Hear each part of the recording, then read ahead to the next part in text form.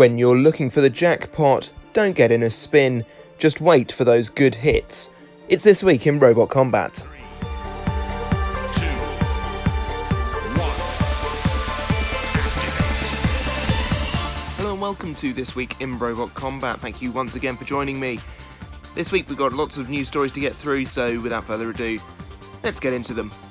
Yeah, so it's BattleBots we start with, and Extinguisher, who have confirmed that they will be competing in the 2020 season of BattleBots. We're looking forward to seeing them and their mascot Rusty pictured on screen, giving me sort of Grim Reaper mascot vibes from old Robot Wars days. The best of luck.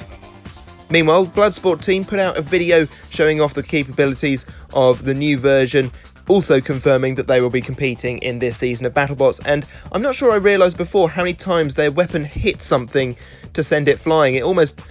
I think it was 7 or 8 times it hit. Extraordinary. Meanwhile, Gigabyte has a new look for the 2020 season, confirming that they are in a new sort of fiery design, looking very cool and very robotic death company. Looking forward to seeing it in action.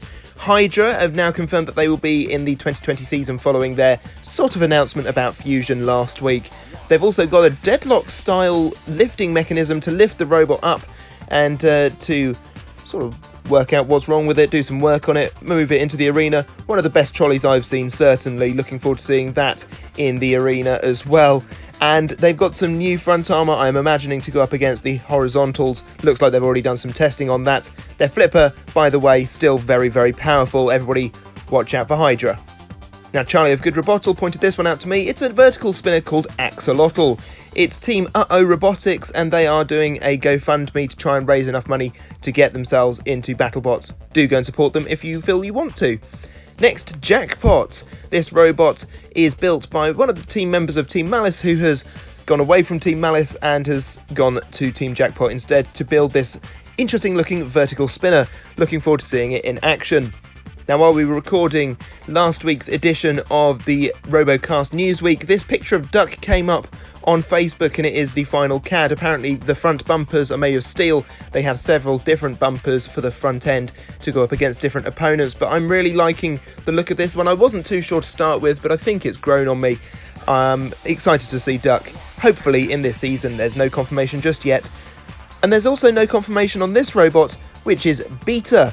Now, we don't know whether Beta are going to be there or not, because obviously the UK currently has travel bans, but the team are still hoping to be there, and they're still building, imagining they will get there, so all the best to them. Hopefully we will get to see Beta this season.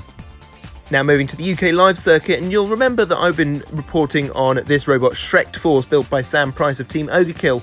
Well, it's currently gauging interest, potentially going up for sale, so that Sam can build a featherweight version, oh good lord, of his Beetleweight Maximum Ogredrive, one of the deadliest sawbots in the Beetle scene in the UK. And can you imagine it as a featherweight? That could be quite scary. It's quite large in comparison to some of the other feathers that Sam has built, and yeah, definitely not one to be sniffed at. Looking forward to seeing this thing in action. Gotta love a bit of Maximum Ogredrive.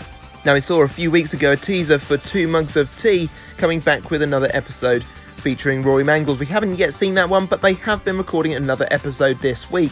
So we're looking forward to 2 episodes, and they have given an update on what's happening with the Rory episode. There is a part 2 on the way. They did record a part 3, but it might not be broadcastable. Whoopsie daisy. And last week I spoke about Annie Are You OK competing for the first time in ages because of the lockdown. Well, there's now a fight breakdown video up on the Team Panic YouTube channel. Be sure to go and check that out. It shows off some amazing fights, including this one against Bunyip, who was the eventual champion of the event. So congratulations to Bunyip. Well done to Annie Are You OK for placing second. And that's just about all for this time. I hope you've enjoyed this video. If you have, give it a like.